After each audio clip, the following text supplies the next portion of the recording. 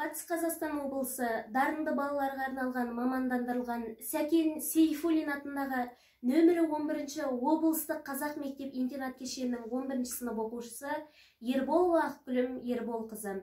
Қадыр ақынға арнау немесе сағыныштың тамшысынан жаралған жар. Ғасырлармен шарықтап барады үнің, даналығың, ойында саналының, оқылмаған ақиқат мінбесінде шөліркеп жүр жырыңа дала бүгін.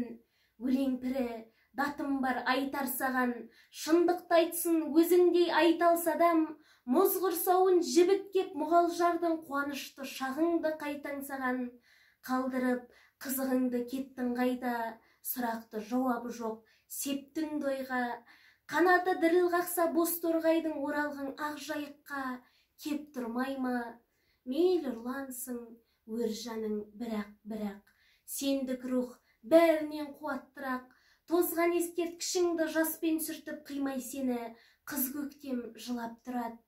Қалдарманың көр құшып жетімсіреп, мұңын алаш көзінен кетірші деп, қуанармең жоқ әлде шошынармең, келсең жалған өмірге екінші рет, көз тігіп көкжиектің жалынына.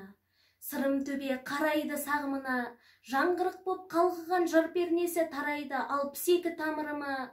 Қоныстанды көкейге жырың батыл, адаларың адамзат шыңында тұр, орталық боп жаныңның бір бөлігі әлі оралда ғұмырың сүріп жатыр. Ырғалар әнің даңсап тал жағада, әр сөзің су түбіндей маржанаға. Күз тонап жасыл көркін жастық кездің, сізде де біздегідей қар жауа ма?